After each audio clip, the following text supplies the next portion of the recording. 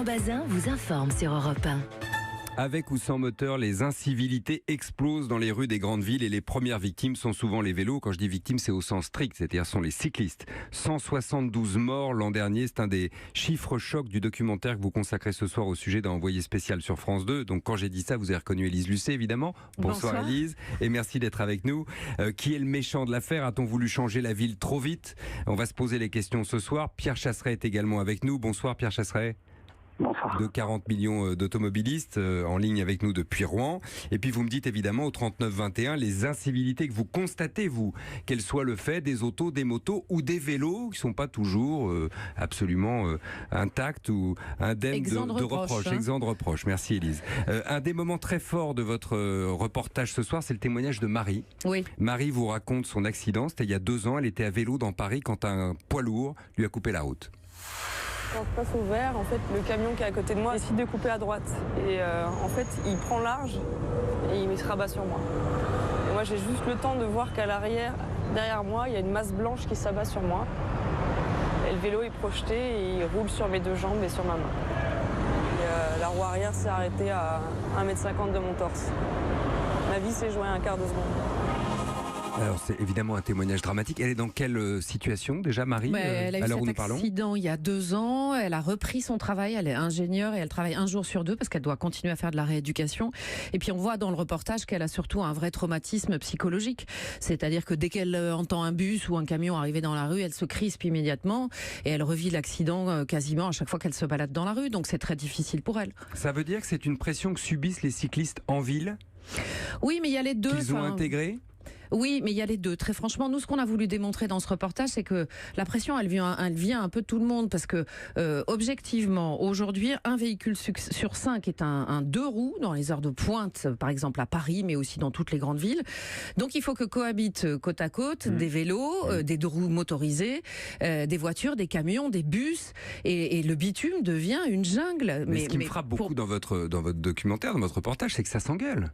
Ça se frappe, ça se cogne. Ça s'engueule, ça se frappe, ça se cogne. C'est même, enfin, on voit dans le reportage, il y a des vidéos parce que maintenant il y a de plus en plus de cyclistes qui ont des caméras embarquées sur leur casque, qui filment ces agressions, à vous de m'aider, ces altercations. J'y arrive. Pardonnez-moi.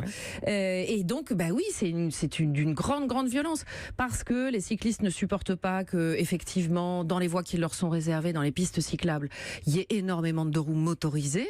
Donc, on voit à un moment justement une action d'une association de cyclistes à Paris qui dit gentiment avec un mégaphone, non, c'est pas vous là, c'est une voie cyclable, une piste cyclable, c'est pas pour vous, partez. Et on sent que la tension monte en 2 secondes.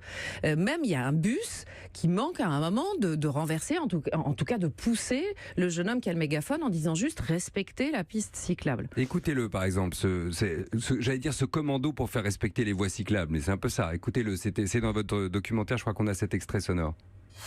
S'il vous plaît, c'est une piste cyclable, c'est pas fait pour passer à scooter, donc on vous demande de bien vouloir sortir. Allez-y. Bravo les cyclistes, piste cyclable dégagée.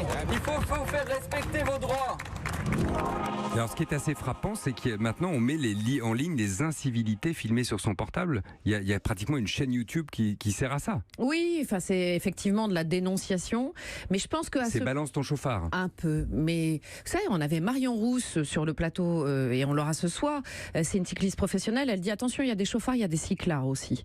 Donc je pense qu'il faut pas dire attention. Les chauffards sont systématiquement ceux qui sont automobilistes. Cyclards, voilà un mot que j'apprends ce soir, qu'on va noter. Parce qu'on le voit aussi, par exemple à Strasbourg, qui est une ville où il y a énormément de vélos, et vous le voyez partout dans toutes les grandes... Et où c'est très bien organisé, il faut le dire, à Strasbourg. Plutôt bien organisé, plutôt vraiment mieux qu'ailleurs.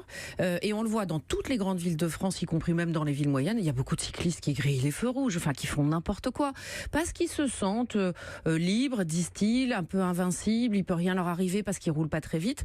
Du coup, ils font aussi parfois un peu n'importe quoi.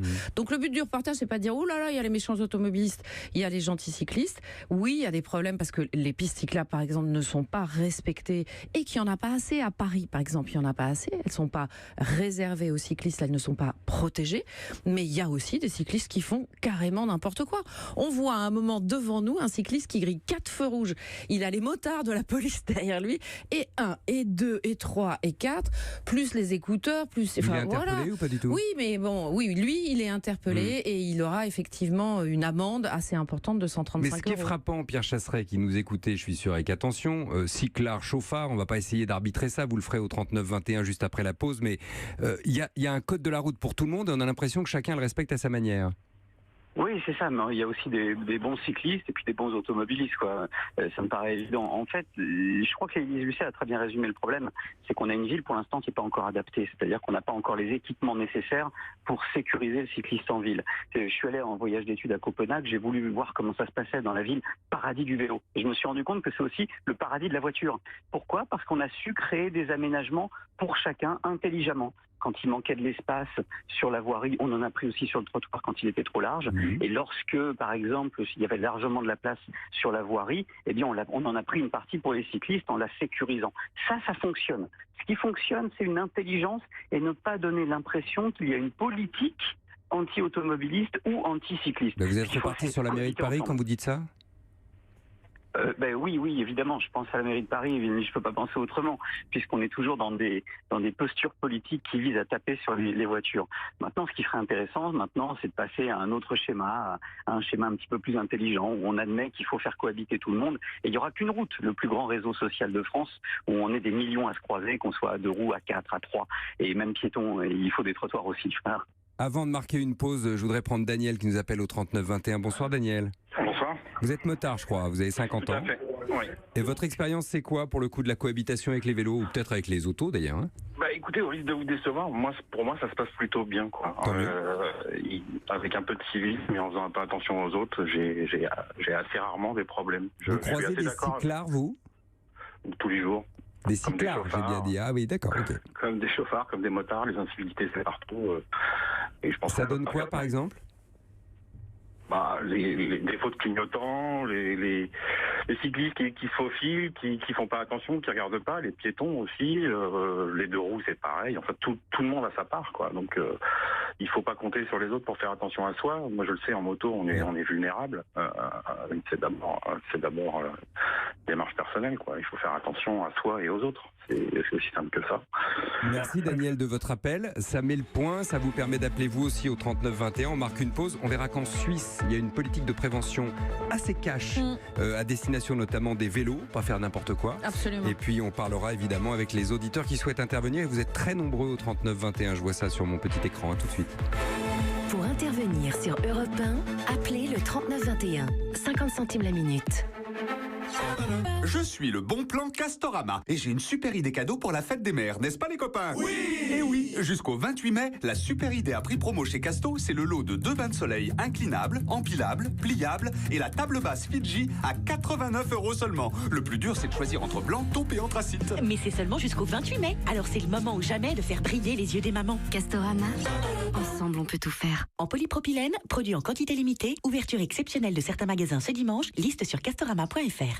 Chaque plein de carburant de 20 litres ou plus chez Esso, c'est une chance de gagner un pass d'1 mois à Being Sport Connect. Vous imaginez ? Un pass pour 1 mois entier de sport ? C'est la possibilité de profiter de buts, de pénaltys et de tacles durant 30 jours. Vous imaginez combien de mêlées et d'essais vous pourriez voir en 720 heures ? Ou le nombre de smash en 43 200 minutes ? Profitez-en à fond. Chaque plein d'au moins 20 litres dans une station Esso participante, c'est une chance de gagner un pass Bein Sport Connect. Plus d'informations sur carburant.esso.fr. L'énergie est notre avenir, économisons-la. Esso. Europe Soir, Laurent Bazin sur Europe 1.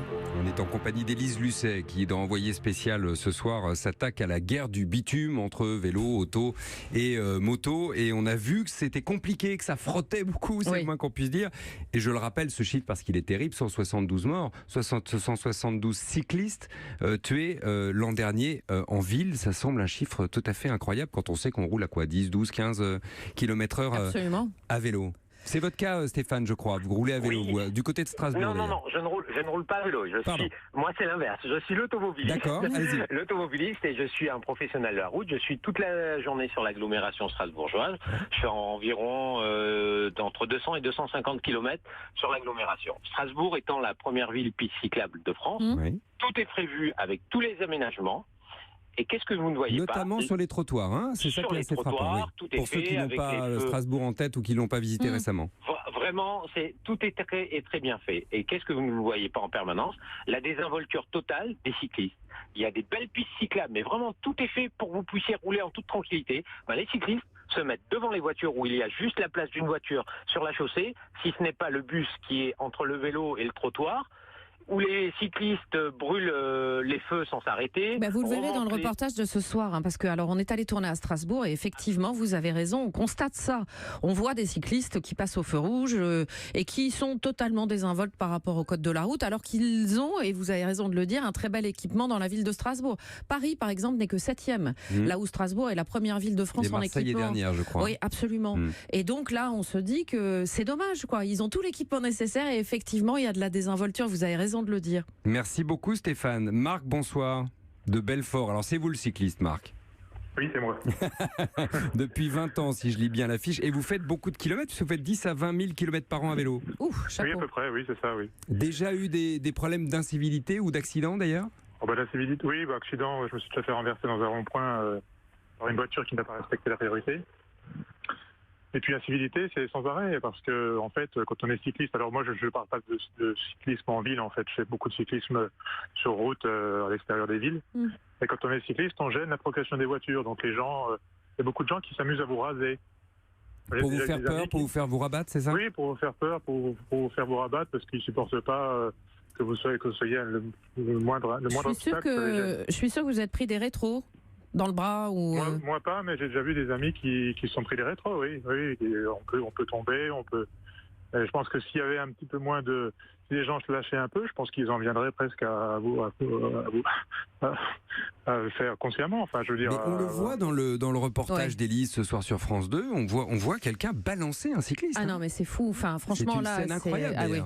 Parce que c'est vrai que ces cyclistes qui ont des caméras embarquées sont très critiqués par les automobilistes ou par les motards. Mais enfin, franchement, il y a des moments où on se dit, ils ont bien raison, quoi, parce que c'est tellement violent et c'est tellement grave parce qu'un cycliste n'a absolument pas de carrosserie autour de lui. Donc on se dit que quand un cycliste est poussé par une voiture, comme le dit monsieur qui est à l'antenne là, ça peut devenir très grave très vite, Marc. Et Marc, donc, il n'y a pas de piste cyclable à Belfort? Il n'y a pas de protection? Si vous voulez, moi je parle beaucoup de... Quand je pars faire un tour de vélo, je fais 120 km, donc si vous voulez, je reste pas en ville. En ville, c'est un autre problème, parce qu'en ville, c'est vrai qu'il y a un partage de la route, il faut faire attention quand on est des cyclistes. Et je pense que là, c'est un petit peu plus... je suis un peu plus mitigé sur la ville, mais sur les routes, c'est terrible. Et alors, il y a quelque chose qui est aussi terrible, c'est les motos dans les cols, parce que moi, je suis dans les Vosges, il y a beaucoup de cols. Ils montent des fois à 200 à l'heure. Et j'ai déjà vu des hordes de motards qui sont déchaînés, et si vous n'êtes pas complètement à droite, ils s'arrêtent à votre niveau, ils font hurler le moteur, ils vous mettent les échappements en plein la vue. C'est de l'intimidation. C'est hallucinant. Il y a un problème de comportement, là, Pierre Chasseret, vous qui êtes avec nous de 40 millions d'automobilistes. Marc a raison. Et c'est fondamentalement ça qui se passe. C'est qu'il y a des minorités. Et on ne voit des minorités qui font n'importe quoi. La grande majorité, heureusement, des usagers de la route se comportent plutôt pas mal.